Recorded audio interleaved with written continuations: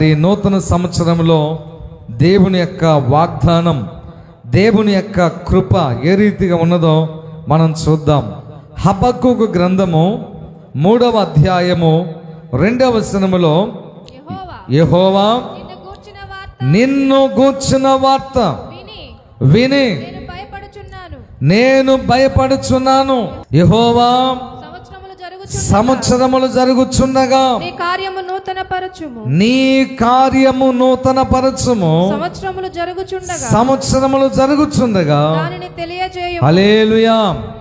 ఈ సంవత్సరం దేవుడు మనకిచ్చే ఒక అద్భుతమైన వాగ్దానం ఏంటంటే, సంవత్సరాలు గడిచిపోతుండగా మనలో కొన్ని జరిగిపోతూ ఉంటాయి. ఏంటవి? వయసు పెరుగుతూ ఉంటుంది, ఆయుష్ తగ్గుతూ ఉంటుంది, బలము తగ్గిపోతూ ఉంటుంది, మన యొక్క రూపములో మార్పు వస్తూ ఉంటుంది. కానీ కొంతమంది ఏమో ఆర్థికంగా బలపరచబడతా ఉంటారు, కొంతమంది బలహీనపరచబడతా ఉంటారు, కొంతమంది ఆత్మ సంబంధంగా కుటుంబాల పరంగా సంబంధాలు దగ్గర అవుతూ ఉంటాయి. సంవత్సరాలు జరుగుతుండగా కొంతమంది అందరిని దూరం చేసుకొని ఒంటరిగా మిగిలిపోతూ ఉంటారు. కానీ ఈ సంవత్సరం 2025వ సంవత్సరంలో దేవుని యొక్క వాగ్దానం మనకేమని జ్ఞాపకం చేస్తుందంటే, సంవత్సరాలు జరిగిపోతూ ఉండవచ్చు, మీలో ఏ రకమైన మార్పులైనా జరగవచ్చు, కానీ నా యొక్క ప్రామిస్ ఏమిటంటే, సంవత్సరాలు జరిగే కొలది మీ విషయంలో నూతన కార్యాలు మాత్రమే జరుగుతాయి అని చెప్తున్నాడు యేసయ్య. హల్లెలూయా, హల్లెలూయా. నూతన కార్యాలు జరుగుతూ ఉంటాయి. ఒక సవాలుకరమైన మాట ఏంటో తెలుసా? మన దేవుడు నూతన కార్యాలు చేసే దేవుడు, కానీ ఆ నూతన కార్యాలను భుక్తం చేసుకునే ఆ విశ్వాసము, యోగ్యతను మనం కోల్పోతున్నాం. నేను ప్రతిసారి చెప్తున్నాను. ఏం చెప్తున్నాను తెలుసా? ఇప్పుడు మళ్ళీ చెప్తున్నాను అదే. ఈ సంవత్సరం డేట్ వేసుకోండి. వచ్చే సంవత్సరం 2026 సంవత్సరం జనవరి 1వ తారీఖు కల్లా ఎలాంటి కార్యాలు నీ జీవితంలో జరిగినాయో, నీ బిడ్డల జీవితాల్లో జరిగినాయో ఒక్కసారి పరీక్షించుకో. ఖచ్చితంగా నూతన కార్యాలు జరిగినాయా లేదో నువ్వు గమనించాలా. హల్లెలూయా, హల్లెలూయా. ఆర్థికంగాను, ఆరోగ్యపరంగాను, ఆధ్యాత్మికంగా గాను, కుటుంబ పరంగాను, బిడ్డల పరంగాను, అలాగనే ఉద్యోగ సంబంధమైన ఏ రూపంలోనైనా సరే ఒక ప్రత్యేకమైన ఆశీర్వాదం అనేది ఖచ్చితంగా నీవు నేను పొందుకొని ఉండాలి. స్తోత్రం చెప్పండి గట్టిగా. హల్లెలూయా, హల్లెలూయా. అలా జరగలేదు అంటే ఖచ్చితంగా సంథింగ్ ఈజ్ రాంగ్. ఎక్కడో లేదో నీ దగ్గరే ఆ రాంగ్ ఉంది, నీ దగ్గరే ఆ పొరపాటు ఉంది.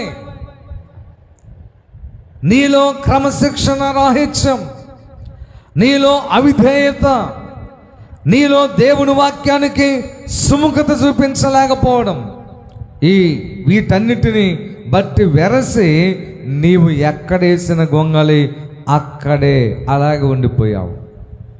ఏ మార్పు రావట్లేదు. హల్లెలూయా, ఏ మార్పు రావట్లేదు. అందుకే కృతజ్ఞత నీలో ఎందుకు వస్తుంది? సంవత్సరం తిరిగి వచ్చేసరికి ఏదైనా గొప్ప కార్యాలు కనుక జరగగలిగితే నీలో కృతజ్ఞత భావన వచ్చేసి, యేసయ్యా ఎంత గొప్ప మేలు చేశావు.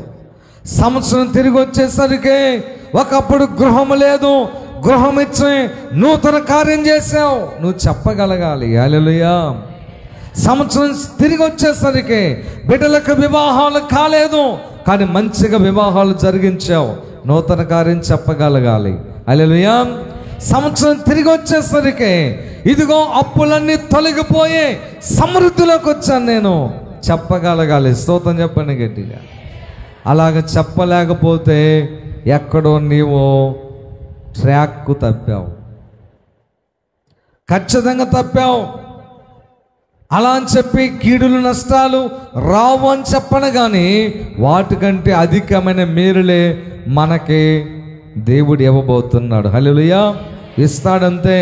అందుకని 1వ పేతురు పత్రిక 9:3-9 ఆశీర్వాదమునకు వారసులవుటకు మీరు పిలువబడితిరి గనుక. అదండి అసలు విషయం. లోకములో నుండి, పాపములో నుండి, వ్యర్థత్వములో నుంచి దేవుడు నిన్ను నన్ను ఎందుకు పిలిచారంటే ఆయన యొద్ద ఉన్న ఆశీర్వాదములకు మీరే వారసులు అవ్వాలనే ఉద్దేశంతో పిలిచాడు ఆయన. హల్లెలూయా. ఆయన దగ్గర ఎన్నో ఆశీర్వాదములు ఉన్నవి. ఒకసారి మనము సామెతల గ్రంథంలోకి వచ్చినట్లయితే 3వ అధ్యాయము 16వ వచనం. దాని కుడి చేతిలో దీర్ఘాయువు, దాని ఎడమ చేతిలో ధనఘనతలు ఉన్నవి. దాని ఎడమ చేతిలో ధనఘనతలు ఉన్నవి. హల్లెలూయా. యెహోవా యొద్ద ఉన్న ఆశీర్వాదం ఏంటంటే దీర్ఘాయువు, ధనఘనతలు. స్తోత్రం చెప్పండి గట్టిగా. హల్లెలూయా, హల్లెలూయా.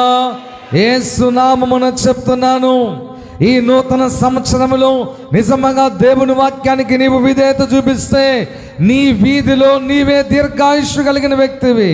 హల్లెలూయా. నీ వీధిలో నీవే ధన సంపన్నత కలిగిన వ్యక్తివి. అలాగైతేనే దేవుడు నీ పక్షాన ఉన్నట్టు. నీ వీధిలో నువ్వు ఎందుకు దరిద్రంగా ఉంటున్నావు? నీ వీధిలో ఎందుకు పద్దాక హాస్పిటల్ చుట్టూ తిరుగుతున్నావు? నీ వీధిలో ఎందుకు పద్దాక ఏ చిన్నదానికి పెద్దానికి మూలుగుతా ముక్కుతా మంచాన పడుతున్నావు? దేవుని ఆశీర్వాదం నీవు భుక్తము చేసుకోలేదు. హల్లెలూయా. చూడండి, అదే సామెతల గ్రంథము 3వ అధ్యాయము 2వ వచనం చదవండి.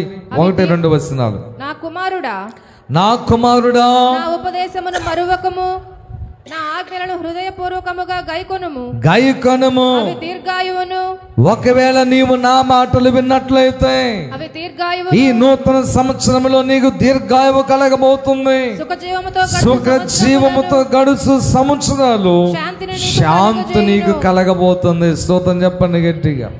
హల్లెలూయా. కొంతమంది ఎంత ఉన్నా మనశ్శాంతి ఉండదు. కొంతమంది ఎంత ఉన్నా సరే లేని దాని గురించి ఆశపడుతుంటారు, లేని దాని గురించి బాధపడతా దిగులు పడుతుంటారు. ఉన్నదాన్ని అనుభవించేటువంటి ఆ యొక్క ఆశీర్వాదాన్ని కోల్పోయి శాపం కలిగి ఉండి ఉన్నదాన్ని అనుభవించలేక లేని దాని కోసం పరుగులు పెడతా ఉంటాం. ఎవరెవరితోనో పోటీ, వాళ్ళలాగా అవ్వాలి, వీళ్ళలాగా అవ్వాలి. ఓకే, పోటీ వద్దని నేను చెప్పను, కానీ ముందు ఉన్నదాన్ని బట్టి నీవు సాటిస్ఫాక్షన్ కలిగి ఉండాలి. హల్లెలూయా. సంతృప్తి, మనశ్శాంతి, హ్యాపీనెస్ కలిగి ఉండాలి. స్తోత్రం చెప్పండి గట్టిగా. హల్లెలూయా. కాబట్టి ప్రియమైన దేవుని బిడ్డలారా, దేవుని దగ్గర ఉన్నటువంటి ఆశీర్వాదములు ఈరోజు నువ్వు భుక్తం చేసుకోవడానికి దేవుడు నిన్ను పిలిచాడనే విషయాన్ని జ్ఞాపకం చేసుకోండి. ఇంకొక మాట చెప్పి నేను ముందుకు వెళ్తాను. అదే సామెతల గ్రంథము 8వ అధ్యాయము 17వ వచనం చదువుదాం. నన్ను ప్రేమించు వారిని నేను ప్రేమించుచున్నాను. నన్ను జాగ్రత్తగా వెదుకువారు, నన్ను ఎవరైతే జాగ్రత్తగా ఎదుగుతారో నన్ను కనుగొందురు. ఐశ్వర్య ఘనతలను, స్థిరమైన కలిమియు నీతియు నా యొద్దనున్నవి. హల్లెలూయా. స్తోత్రం చెప్పండి గట్టిగా. ఐశ్వర్యము, ఘనత, స్థిరమైన కలిమి ఆయన యొద్ద ఉందంట. స్తోత్రం చెప్పండి గట్టిగా. హల్లెలూయా. అవన్నీ నీకు ఇవ్వడానికి ప్రభువు ఈరోజు నిన్ను పిలిచాడు. 1 పేతురు 3:9 ప్రకారంగా ఈ యొక్క ఆస్తంతటికి ఆశీర్వాదానికి వారసులు అవ్వడానికి ప్రభువు నిన్ను పిలిచాడు. ప్రియమైన దేవుని బిడ్డ. హల్లెలూయా. అందుకనే నీవు గనక ఆయన ప్రేమించి ఆయన సంపాదించుకోవడం నీవు అలవాటు చేసుకోగలిగితే, ఆయనను వెదికి సంపాదించుకోగలిగితే ఐశ్వర్యము, ఘనత, స్థిరమైన కలిమి నీ దగ్గర ఉన్నది. 21వ వచనం చదవండి. పూర్వకాలమందు 21వ వచనం. నన్ను ప్రేమించు వారిని ఆస్తికర్తలుగా చేయుదును, వారి నిధులను నింపుదును. హల్లెలూయా. హల్లెలూయా. బియ్యం ఉండే నిధి ఉందా? అది తరిగిపోకూడదు. బ్యాంకులో బ్యాలెన్స్ ఉందా? తరిగిపోకూడదు. బీరువాలో డబ్బు ఉందా? తరిగిపోకూడదు. ధనానిధి నిండిపోవాలి. హల్లెలూయా. కందిపప్పు డబ్బా ఖాళీ అవ్వకముందే కందిపప్పు నిండిపోవాలి. ఏదైతే కొదవైపోయిందో, ఖాళీ అయిపోయిందో అనేటువంటి ఆలోచన నీకు రాకూడదు. దేవుడు చెప్తున్నాడు, వారి నిధులను నేను నింపెదను. హల్లెలూయా, హల్లెలూయా. అదండి అసలైన ఆశీర్వాదం. ఆ ఆశీర్వాదానికి వారసులు అవడానికే దేవునిని పిలిచాడు. ప్రియమైన దేవుని బిడ్డ, ఈ నూతన సంవత్సరంలో ఇదే దేవుడు చేసే నూతన కార్యం. ఒక మాట చదవని రోమాపత్రిక 8:28 చదువుదాం. రోమాపత్రిక 8:28. దేవుణ్ణి ప్రేమించు వారికి, దేవుని ప్రేమించు వారికి, అనగా ఆయన సంకల్పము చొప్పున, అనగా దేవుని చేత పిలువబడిన వారికి మేలు కలుగుటకై సమస్తము సమకూడి జరుగునట్లుగా ఆయన చేయును. హల్లెలూయా, హల్లెలూయా. ఈ నూతన సంవత్సరంలో ప్రియమైన దేవుని బిడ్డ, నీవు తీర్మానం తీసుకో, గట్టిగా ప్రార్థన చేయి. సామెతల గ్రంథం 8వ అధ్యాయంలో చెప్పినట్టుగా 17వ వచనంలో ఆయనను వెదకు. వాక్యములో వాక్యం చదువుట ద్వారా వెదకు, ప్రార్థన చేయడం ద్వారా వెదకు, ఏకాంత ప్రార్థనలో ప్రభువును కలుసుకొని వెదకు. వెతికినట్లయితే దేవుడు చెప్తున్నాడు, దాచిన ప్రతి మేలు నీకే సొంతమైనట్లుగా దేవుడు చేస్తాడు. హల్లెలూయా, హల్లెలూయా. ఒక మాట చెప్తున్నాను ప్రియమైన దేవుని బిడ్డ, ఒకవేళ ఏదైనా ఒక వీధిలో ఒక చిన్న బడ్డీ కొట్టు నువ్వు పెట్టుకున్నా సరే, అది ఒక పెద్ద ఓర్షిల కొట్టుగా మారాలి. అది అసలైనటువంటి ఆశీర్వాదం. హల్లెలూయా. ఒక చిన్న వ్యాపారం నువ్వు స్టార్ట్ చేసినట్లయితే, నీ వ్యాపారం అలాగే ఉంటే తేడా నీ దగ్గర ఉంది. నీ వ్యాపారం అలాగే ఉండకూడదు, అది ఒక పెద్ద బిజినెస్గా మారిపోవాలి. స్తోత్రం చెప్పండి గట్టిగా.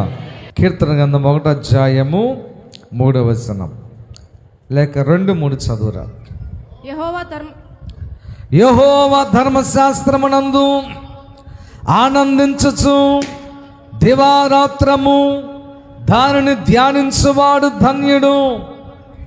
అతడు నీటి కాలువల యోరను నాటబడినదై ఆకు ఓడక తన కాలమందు ఫలమిచ్చు చెట్టు వలె నుండును. అతడు చేయునదంతయు, స్తోత్రం చెప్పండి ఒకసారి, నీవు దుష్టుల ఆలోచన చొప్పున చేయకుండా యెహోవా ధర్మశాస్త్రాన్ని జాగ్రత్తగా ధ్యానం చేస్తూ నీవు ఏ విధంగా కూడా దేవునికి దూరంగా ఉండకుండా ఉండగలిగితే, ప్రియమైన దేవుని బిడ్డలారా, వాక్యము సత్యము.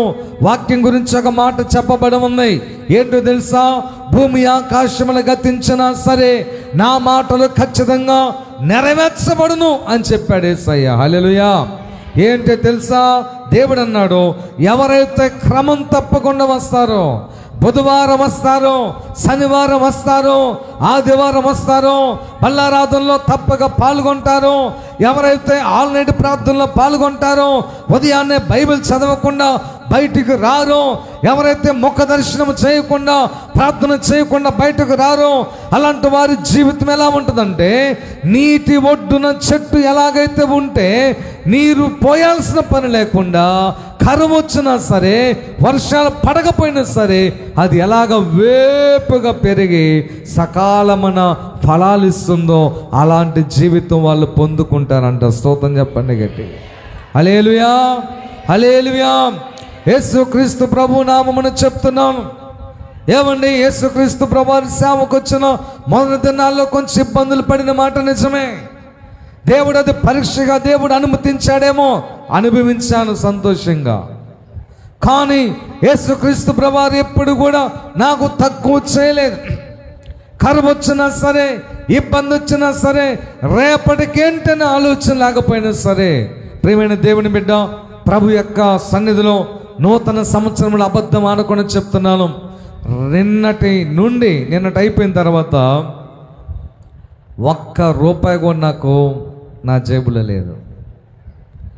ఒక్క 100 రూపాయలు కూడా నా దగ్గర లేదు. అన్ని పనులు జరిగిపోతున్నాయి, అన్నిటికీ ఆర్డర్ ఇచ్చాను. దేవుని సేవ కోసం ఇచ్చిన డబ్బు నా దగ్గర ఉంది, కానీ నేను దాన్ని ముట్టుకోను. కానీ నేనేం దిగులు పడలేదు. హల్లెలూయా. ఎందుకు తెలుసా?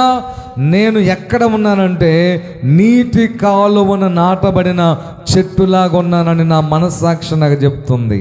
హల్లెలూయా.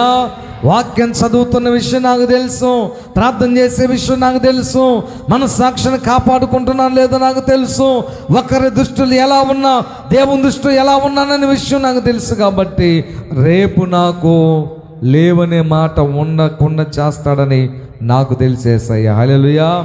అది పరీక్షగా భావించాడే తప్ప నాకు మనసులో అంత కూడా రాలా, అంత కూడా లేదు, అసలు ఆలోచన లేదు.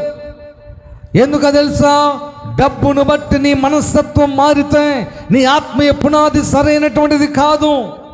యేసుక్రీస్తు ప్రభువారి యొక్క ప్రేమ నీవు రుచించలేదు. ప్రియమైన దేవుని బిడ్డ, ఆయన నిన్ను ఎప్పుడైనా పైకి లేపగలడు. హల్లెలూయా. స్తోత్రం చెప్పండి గట్టిగా. ఈ నీటి కాలువ ఒడ్డున నీవు నాటబడిన చెట్టులాగా ఉండగలిగితే రేపు లేనట్లుగా నీకున్నా కానీ రేపే సమృద్ధిస్తాడు యేసయ్య. హల్లెలూయా, హల్లెలూయా, హల్లెలూయా. స్తోత్రం చెప్పండి ఒకసారి. ప్రియమైన దేవుని బిడ్డలారా, నువ్వు దేవుడిని ప్రేమించేది కేవలం ఆయన ద్వారా ఏదో పొందుకోవటానికనే స్వార్థంతో ప్రేమించబాకండి. నీవు చేయవలసింది నువ్వు చెయ్యి. నీ బాధ్యతగా ప్రార్థించు, నీ బాధ్యతగా వాక్యము చదువు, నీ బాధ్యతగా ప్రభు సన్నిధిలో పశ్చాత్తాపడు, దేవుని దగ్గరగా బ్రతుకు. ఇదిగో నువ్వు చేయాల్సింది నువ్వు చేసిన తర్వాత ఆయన చేయాల్సింది సమృద్ధిగా ఆయన చేస్తాడు. స్తోత్రం చెప్పండి గట్టి. హల్లెలూయా, హల్లెలూయా. ప్రియమైన దేవుని సంఘమా, సంవత్సరాలు జరుగుచుండగా దేవుడు నూతన కార్యాలు మన జీవితాల్లో చేస్తాడు. ఈరోజు నేను దేవుని మహిమార్థమై మీకు ధైర్యాన్ని ఇచ్చేటట్లుగా ఒక మాట చెప్పదలుచుకున్నాను. ఏంటో తెలుసా? మీరు విశ్వాసంతో దాన్ని సంపాదించుకోండి. ఈ 2025 సంవత్సరం ముగింపు కల్లా వివాహాలు కావలసిన వారి జీవితాల్లో దేవుడు వివాహాలు చేయబోతా ఉన్నాడు. హల్లెలూయా. గృహాలు లేని వారి జీవితాల్లో నూతన గృహాలు దేవుడు కట్టించబోతున్నాడు. బిడ్డలు లేని వారి జీవితాల్లో బిడ్డలను ఎత్తుకొని దేవుడి మందిరానికి రాబోతున్నారంతే. నడుచుకుంటూ పోతున్నటువంటి మీరు బైక్ మీద దేవుని సన్నిధికి భార్య భర్తలు ప్రభు సన్నిధికి రాబోతున్నారు. హల్లెలూయా. అప్పులన్నీ తొలగిపోయి ద్వితీయోపదేశకాండ ప్రకారంగా సమృద్ధిలోకి వచ్చి అనేకులు కప్పిచ్చే స్థాయిలోకి దేవుడు నిన్ను లేపబోతున్నాడు. నమ్మినట్లయితే 2 చేతులతో గట్టిగా చప్పట్లు కొట్టండి. హల్లెలూయా, హల్లెలూయా. చాలండి. అలాగే దేవుని వాక్యములు జ్ఞాపకం చేసుకుందాం. పరిశుద్ధ లేఖన భాగములో కీర్తన గ్రంథము 51వ అధ్యాయము 10వ వచనాన్ని ఒకసారి చదువుదాం. దేవా, దేవా, నా యందు శుద్ధ హృదయము కలుగజేయము, నా యందు శుద్ధ హృదయము కలుగజేయము, నా అంతరంగములో స్థిరమైన మనస్సు నూతనముగా పుట్టించుము. హల్లెలూయా. దేవుడు నూతన కార్యాలు జరిగించడం అంటే డబ్బు బంగారం ఇది మాత్రమే కాదండి.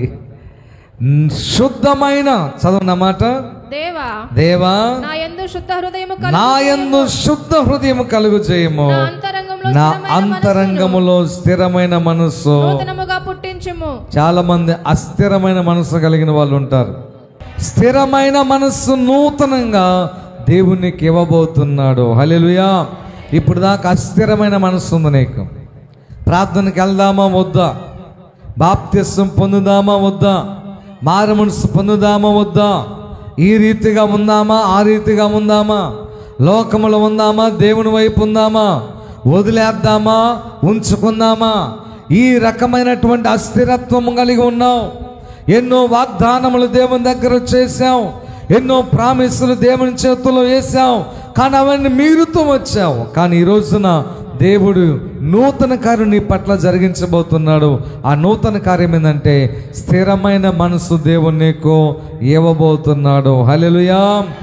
స్థిరమైనటువంటి మనస్సు నీవు కలిగి ఉండాలి. ఏదైనా కానీ ఒకే ఒక సంఘానికి వెళ్ళే బిడ్డగా ఉండాలి. ఒకే ఒక ఆత్మ నడిపింపగలిగినటువంటి ఆ నడిపింపులో ఎదిగేటట్లుగా నువ్వు ఉండాలి. ఒకే రకమైన మనస్సు కలిగి, ఒకే రకమైన క్రమశిక్షణ కలిగి ఆ ఫంక్షనాలిటీ నువ్వు పాటించాలి. ఉదయాన్నే లేవడం. ఇప్పుడు నేనున్నానా 6 గంటలంటే ఖచ్చితంగా 6 గంటలు లెగుస్తా అంతే. 5 గంటలకు పడుకున్న 6 గంటలకు లెగుస్తా. అవసరమైతే మళ్ళీ పడుకుంటా, కానీ నా యొక్క క్రమశిక్షణ నేను నష్టపోను. 6 గంటలకు లెగుస్తాను, మళ్ళీ ప్రార్థన చేసుకుంటా. ఒకవేళ నైట్ నిద్ర లేదా మళ్ళీ పడుకుంటా, నష్టమేం లేదుగా. కానీ ఒకేసారి భారీగా పడుకుంటే నేను వేసుకున్న క్రమశిక్షణ పోతుంది నా లైఫ్లో. హల్లెలూయా, హల్లెలూయా. అప్పుడు అన్నిటికీ రాజీ పడిపోతా, ఏమైందిలే అని. అలాగ నీవు ప్రతిదాని విషయంలో ఒక స్థిరమైనటువంటి మనస్సును నీవు కలిగి ఉండాలని దేవుని యొక్క ఉద్దేశం. ఆ స్థిరమైన మనస్సు దేవుడు ఈ రోజున నీకు ఇవ్వబోతా ఉన్నాడు. స్తోత్రం చెప్పండి గట్టిగా, హల్లెలూయా. యెషయా గ్రంథం 40 అధ్యాయము 31వ వచనం కూడా చదువుదాం. యెహోవా కొరకు ఎదురు చూసేవారు నూతన బలము పొందుదురు, వారు పక్షిరాజు వలె రెక్కను చాచి పై పైకి ఎగురుదురు. హల్లెలూయా. ప్రియమైన దేవుని సంగమా, దేవుని బిడ్డలారా, నూతన బలాన్ని సంవత్సరం నీకు ఇచ్చి నీ పట్ల నూతన కార్యం చేయబోతున్నాడు ఆయన. హల్లెలూయా. నూతన బలము 2 విధాలుగా, ఒకటి భూ సంబంధమైనటువంటిది, 2 పరలోక సంబంధమైనటువంటిది. ఒకటి శరీర సంబంధమైనటువంటిది, 2 ఆత్మ సంబంధమైనటువంటిది. మొదటిగా ఆత్మ సంబంధమైన పరలోక సంబంధమైన బలం ఏంటో నేను మీకు చెప్తాను. ఏంటో తెలుసా? కొన్నిసార్లు మనం బలహీనపరచబడతాం. సాతాను శోధనలకు లొంగిపోయి, సాతాను నీ చెవిలో చెప్పిన తప్పైన విషయాలకి లోబడిపోయి నిరాశలోకి వెళ్ళిపోయి, అమ్మో ఇక నేను పరిశుద్ధంగా బ్రతకలేనేమో, ఇక నేను ప్రార్థనలో ఎదగలేనేమో, ఇక దేవుని కృప నా నుంచి తొలగిపోతుందేమో, దేవుడు నన్ను విడిచిపెట్టాడేమో, చేయకూడని పాపం చేశా కదా, పొరపాటు జరిగిపోయింది కదా, నా బ్రతుకు ఇంతేనేమోనని నువ్వు బలహీన పడిపోతా ఉంటావు. డోంట్ వరీ ప్రియమైన దేవుని బిడ్డ, ఒక్కసారి యేసు రక్తం చేత నువ్వు కడగబడిన తర్వాత, యేసుని తన యొక్క రక్షకునిగా నీవు అంగీకరించిన తర్వాత, ఎట్టి పరిస్థితులలో దేవుని నిన్ను విడిచిపెట్టడానికి ప్రయత్నం చేయడు. హల్లెలూయా. అవసరమైతే గద్దిస్తాడు, ఇంకా నీవు లోబడకపోతే శిక్షిస్తాడు. అంతేగాని నేను విడిచి నరకానికి పంపించే ప్రసక్తి అయితే అస్సలు లేనే లేదు. నమ్మిన వాళ్ళు గట్టిగా స్తోత్రం చెప్పండి. ఇప్పుడు దేవుడు నీకు బలం ఇవ్వబోతున్నాడు. ఆ పాపాన్ని అధిగమించే బలము, ఆ శోధన అధిగమించే బలము, ఆ కష్టాన్ని అధిగమించే బలం, ఆ సమస్యను అధిగమించే బలం, ఆ బలాన్ని నీకు ఇవ్వబోతున్నాడు. ఆ బలము నీకు ఎలా వస్తుందో తెలుసా? 2 విధాలు. ఒకటి, దేవునికి నాజీరు చేయబడినటువంటి సంసోనుకు వచ్చింది బలం. దేవుని ఆత్మ వచ్చినప్పుడు యెఫ్తా మీదకి వచ్చింది బలం. స్తోత్రం చెప్పండి గట్టిగా, హల్లెలూయా. 3వది, దావీదు గారు అంటాడు, నీ వాక్యమును చదువుతుండగా నాలో బలము పొంగి వచ్చాను. హల్లెలూయా. నేను బలపరచబడ్డాను అంటాడు ఆయన. కాబట్టి గమనించండి, మొట్టమొదటిగా దేవుని బలం ఎలా వస్తుందంటే నాజీరు చేయబడుట ద్వారా. అంటే దేవునికి ఏదైనా ఒక విషయంలో మొక్కుబడి చెల్లించుకుంటే, మనం కొన్నిసార్లు మొక్కుబడి చేసుకుంటాం. నాజీరు, యేసయ్య 3 రోజులు ఉపవాసం ఉంటాయి యేసయ్య అంటాం. ఒక ఉపవాసం ఉందంట 3 రోజులు. పాస్టర్ గారు చెప్పాడంట, అమ్మా ఉపవాసం ఉన్నారు ఎవరైనా సరే చెప్పండి, అలా నోట్లోకి జారిపోయే అలాగ ద్రవ పదార్థం మాత్రమే తీసుకోవాలి తప్ప ఘన పదార్థమును పంటితో అలా కొరకకుండా మీరు జాగ్రత్త పడండి అన్నాడంట. మీలో చాలామంది మహాముదులు ఉంటారు. వాళ్ళ ఒక ఆమె సాయంత్రానికి వచ్చిందంట, పాస్టర్ గారు అందరిలాగా నేను కూడా 3 రోజులు ఉపవాసం ఉన్నానండి, అసలు నేను ఘన పదార్థం అట్ట పంటితో కూడా కొరకలేదు. మరి ఎలాగా? బాగా 1/2 కిలో అన్నాన్ని మజ్జిగలో కలుపుకొని మెత్తగా చేసుకొని, అర్థమైంది మీకు? ఆల్రెడీ తినేసింది అన్నం అంతే, మెత్తగా చేసుకొని జార మింగిందంటామే. ఒక నాజీరు చేసిన తర్వాత నీకు సచ్చుదనం రాకూడదు ఇంకంతే. నేను దేవుని సేవ చేస్తాను, నాజీరు. ప్రాణం పోయిన నువ్వు వెనక్కి తిరిగి చూడకూడదు.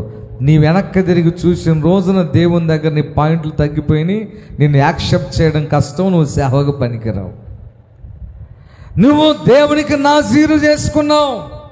ఇదిగో ఈ రోజు నుంచి ఇలాగ ఉంటాను, ఆ రోజు నుంచి నేను ఇలాగ ఉంటాను. సంసోన్ నాజీర్ ఏంటో తెలుసా? చచ్చిపోయేంత వరకు తల మీద మంగళ కత్తి పెట్టను అని. ఎప్పుడైతే మంగళ కత్తి పెట్టడం జరిగిందో ఆత్మ పోయింది, బలము పోయింది. హల్లెలూయా. ఆ నాజీర్లు వ్రతములో ఉన్నంత కాలము బలం ఆయనకు రెట్టింపైంది. స్తోత్రం చెప్పండి గట్టిగా. హల్లెలూయా. వాక్యం ద్వారా నీకు బలము, ప్రార్థన ద్వారా నీకు బలము, దేవుని ఆరాధన చేయటం ద్వారా నీకు బలము. స్తోత్రం చెప్పండి గట్టిగా. కొంతమంది ఆరాధన పాటలకు మాత్రం రాదు, వాక్యం ఎప్పుడు వస్తారు. పాటలప్పుడు రండి, హృదయపూర్వకంగా చప్పట్లు కొట్టండి, సంతోషంగా ఆరాధన చేయండి. ఎంత బలమో. సవాలుగా ఒక మాట చెప్తున్నాను, వచ్చేటప్పుడు నీరసంగా వచ్చావా, వచ్చేటప్పుడు తలనొప్పిగా వచ్చావా, వచ్చేటప్పుడు ఏదైనా నడువు నొప్పితో వచ్చావా, వచ్చేటప్పుడు జ్వరంతో వచ్చావా, నువ్వు హృదయపూర్వకంగా అమ్మా అయ్యా అని దీని మీద మనసు పెట్టబాక. చక్కగా పాటలు పాడుతూ లీనమైపోయి ఆరాధనలోకి వెళ్ళు. బియ్యంతో నీకు పనొద్దు, చాక్లెట్ తొలకలతో పనొద్దు, పక్క వాళ్ళ చీరలతో నీకు పనొద్దు. ఏం మట్టించుకోకుండా మనసంతా దాని మీద పెట్టి వాక్యం మీద పాటల మీద చేయండి. ఇక్కడి నుంచి వెళ్ళేలోపు వచ్చిన బలహీనత మీతో ఉండదు. దేవుడు ఆ రీతిగా నేను బలపరుస్తాడు. స్తోత్రం చెప్పండి గట్టిగా. హల్లెలూయా. కాబట్టి నూతన సంవత్సరంలో దేవుడు నూతన బలాన్ని నీకు ఇచ్చి చేయండి, చెప్పండి. నూతన బలాన్ని దేవుడు నీకు ఇచ్చి పక్షిరాజు వలె ఎగిరేటట్టు చేస్తాడంట. హల్లెలూయా. అది ఆత్మ సంబంధమైన బలం. శరీర సంబంధమైన బలం ఏమిటంటే నీలో ఆరోగ్యం కృషించిపోయింది. అబ్రహాము ముసలివాడైపోయాడు. దేవుడు అన్నాడు, నీకు సంతానం ఇవ్వబోతున్నాను, ఇసుక రేణువులాగా చేయబోతున్నాను. మనసులో అనుకున్నాడు, ప్రభా నా వయసు ఇప్పుడు 90, ఇప్పుడు అంటే యెహోవాకు అసాధ్యమైనవి ఏమైనా ఉన్నదా? నా బలమును నువ్వు శంకిస్తావా అని దేవుడేం కోపడలేదు, కానీ హెచ్చరిక చేసి అబ్రహామును బలపరిస్తే ఇస్సాకు పుట్టినాక మళ్ళీ ఒక ఇద్దరు చేసుకున్నాడు పెళ్ళి. స్తోత్రం చెప్పండి గట్టిగా. ఇస్సాకుకే బలము లేదనుకుంటే ఇస్సాకు పుట్టిన తర్వాత కెతూరాని చేసుకున్నాడు, ఇంకొక ఆమెను చేసుకున్నాడు. వాళ్ళకి మళ్ళీ దాదాపుగా 5-6 మంది పిల్లలను అన్నాడు. స్తోత్రం చెప్పండి గట్టిగా. అలాగే కాలేబు ఉన్నాడండి. 18 సంవత్సరాల్లో ఎలాంటి బలము కాలేబుకున్నదో 80 సంవత్సరాల వయసులో అదే బలము కాలేబుకుందంట. స్తోత్రం చెప్పండి గట్టిగా. అలాంటి బలం దేవుడు నీకు ఇవ్వబోతున్నాడు. నమ్మిన వాళ్ళు గట్టిగా స్తోత్రం. హల్లెలూయా. హెచ్కేల గ్రంథం చివరికి మాట చదవండి, వాక్య భాగాన్ని ముగిద్దాం. 36వ అధ్యాయము 25-26 వచనాలు చదువుతాం. మీ అపవిత్రత యావత్తు పోవునట్లు నేను మీ మీద శుద్ధ జలము చల్లుదును. మీ విగ్రహముల వలన మీకు కలిగిన అపవిత్రత అంతయు తీసివేసేదను. నూతన హృదయము నీకు ఇచ్చేదను, నూతన స్వభావము నీకు ఇచ్చేదను. రాతి గుండె మీలో నుండి తీసివేసి మాంసపు గుండెను మీకు ఇచ్చేదను. హల్లెలూయా. హల్లెలూయా. స్తోత్రం చెప్పండి ఒకసారి. ఈ నూతన సంవత్సరం దేవుడు చేయబోయే కార్యం ఏంటో తెలుసా? నిన్ను పవిత్రపరిచి కలిగిన అపవిత్రత అంతా తొలగించి వేసి నూతన హృదయం ఇస్తాడంట, నూతన స్వభావాన్ని ఇస్తాడంట. హల్లెలూయా. హల్లెలూయా. హల్లెలూయా. ఒక్క మాట చెప్పి నేను ముగిస్తాను. నూతన హృదయం, నూతన స్వభావం ఎలా ఉంటుందో. ఒకరోజు ఒక పాస్టర్ గారు అంట ప్రార్థన ముగించుకొని ఇంటికి వెళ్తా ఉన్నాడు. దారిలో ఒక ఆయన కనబడ్డాడు. బాయ్ నాకు వెళ్ళి చూడండి. దారిలో ఒక ఆయన కనబడ్డాడు. అయ్యా వందనాలు బ్రదర్ అన్నాడు. వందనాలు పాస్టర్ గారు. ఏమండి నీ భార్య ప్రార్థనకు వస్తామన్న నమ్మకంగా, అందరికంటే ముందు వస్తుంది, అందరికంటే ముందే చీపురు తీసుకొని ఊడుస్తుంది, అందరికంటే ముందు పాడేది ఆమె, అందరికంటే భోజనం వడ్డిచ్చేది ముందు ఆమె, అన్నిటికంటే ముందు ఉంటుంది. ఎంత మంచి భార్యను దేవుడు నీకు ఇచ్చాడు, ఎంత భక్తిపరురాలో, ఎలాంటి నీతిమంతురాలని దేవుడిచ్చాడు, నువ్వు కూడా వస్తే బాగుంటుంది కదా అన్నాడు పాస్టర్ గారు. ఆయనలో ఏం చలనం లేదు, నవ్వు లేదు, ఏం లేదు. ఏందండి అలాగే ఉండిపోయారు, నీ భార్యను పొగుడుతుంటే ఏంటి అలాగ ఉన్నావు? ఆయన అన్నాడంట, నేను ప్రార్థనకు రావాలని ఆశ ఉంది కానీ వస్తే నా భార్యలాగా మారుతానని భయంతో రావట్లేదు అన్నాడంట. స్తోత్రం చెప్పని అర్థమైన వాళ్ళు. అయ్యా, నీ భార్యలాగా మారాలనే కదా నేను కూడా చెప్తుంది. ఆమె మంచి ప్రార్థన పరురాలు, ఎంతో మంచి పరిచయం చేస్తుంది, అన్నిటికంటే ముందుంటుంది, అందరికంటే ముందుంటుంది. అలాగ ఉంటే మంచిదే కదంటే, నీకు తెలిసింది అదే, అసలైంది ఇంకోటి ఉంది అన్నాడంట ఆయన. స్తోత్రం చెప్పండి గట్టిగా. ఎందుకు కాస్త చెప్పంటే అప్పుడు చెప్పాడంట, మా ఇంట్లో గొడవ లేని రోజు లేదు. భార్య అనేటువంటిది భర్తను చూస్తే భయపడాలి, కానీ రూల్ అది. కానీ రివర్స్లో రూల్ ఏంటంటే, ఆమెను చూసి నేను గడగడగడగడ వనకాలి. ఏమనకాలంట? గడగడగడ వనకాలి అని ఆ విషయమంతా చెప్పాడంట. చెప్పిన తర్వాత పాస్టర్ గారు ముఖం చిన్నబోయింది. నా వాక్యానికి ఫలితం ఇదేనా? గుండెలు బాదుకొని గొంతు పోయేటట్లుగా కేకలు పెట్టి అరిసి చెప్తుంటే, నూతన హృదయం నీకు ఇస్తాను, నూతన స్వభావం ఇస్తానని చెప్తే దేవుడు రాతి గుండె అలాగా ఉంది, మెత్తని హృదయం లేదు, ఏంటి మనుషులని బాధపడి ఆ రాత్రి శనివారం బాగా ఉపవాసం ఉండి ప్రార్థన చేసుకొని ఆదివారం వాక్యం చెప్పాడంట. ఆ రోజు వాక్యం తాకిందంట ఆమెని. హల్లెలూయా. ఆ రోజు వాక్యం తాకింది. మధ్యాహ్నం 2 గంటలకు ప్రార్థన అయిపోతే ఇంటికి పోలేదంట, ఇంకా పశ్చాత్తపడతా ఉంది, ఇంకా ప్రార్థన చేసుకుంటా ఉంది, ఇంకా పెనుగులాడుతూ ఉంది. మందిరం అంతా ఊడ్చింది, తుడిచింది, కడిగింది, పాస్టర్ గారి ఇంట్లో పరిచయం చేసింది, అంతా అయిపోయింది. సాయంత్రం ఇంటికి వెళ్తుంది. ఇంటికి వెళ్ళేసరికి 6 అయిందంట. వాళ్ళ ఆయన చూశాడు, ఇప్పుడు దాకా ఏం చేస్తున్నావు అడిగే ధైర్యం లేదు, ఎక్కడున్నావు అడగడానికి ఛాయిస్ లేదు, చెప్పండి, లేదు, అవకాశం లేదు. అందుకని ఏం చేయలేక అర్థం కాక అదే సమయం కరెంటు పోతే ఆ పాత లాంతరు ఉంటుంది తెలుసుగా. ఏంటి లాంతరు? అమ్మ వీళ్ళెవరికి తెలియదు, ఇప్పుడు వాళ్ళకి తెలుసు అంట. మీకు తెలుసు అమ్మాయిలో? కోడిగుడ్లు లాంతరు తెలుసుగా. ఆ లాంతరు తీసి ఆ లాంతరు కొన్న మసి దుడుతున్నాడంట మళ్ళీ అరుసిద్దిగా. ఇంటికాడ దున్నపోతలాగా తిని పండుకపోతే ఆ కరెంటు పోయినప్పుడు అది వెలిగించడం చేత కాదా? ఆ లాందరకున్న దాని పేరేంటి, ఆ మసి తొడటం కూడా తెలియదని చెప్పి, ఏం గొడవ పెట్టుకుని రాక్షసులాగా ఎగబడిద్దని చెప్పి ఆయన గడగడ వణుకుతో తుడుతూ ఉంటే ఆ భయం కొలది అది కింద జారి కింద పడి పగిలిపోయిందంట. పగిలిపోయేసరికి గడగడ వణుకుతూ పాటలు వస్తున్నాయి ఆయనలో నుంచి, వణుకుడు పాటలు. ఓ దేవుడా నన్ను కాపాడయ్యా, ఈరోజు నా పని అయిపోయింది దేవుడా అని ఆయనలో భయం స్టార్ట్ అయిందంట. భార్య వచ్చిన చప్పుడు చెప్పులాడా ఆయన భయపడిపోతున్నాడు. అయిపోయింది. చీపురు దాచిపెట్టాడు, ఎందుకంటే చీపిరి ఈపి మీద ఊడుస్తూ ఉంటుంది. అట్ల కాడ దాచిపెట్టాడంట. తర్వాత దీని పేరేంటి, పప్పు గుత్తే ఏంది, దాన్ని దాచిపెట్టాడు. తర్వాత రొట్టెల కర్ర దాచిపెట్టాడు, అన్నీ దాచిపెట్టాడంట. చెప్పులు ఉన్నాయిగా, చెప్పులతో తప్పు అనుకున్నాడంట మనసులో.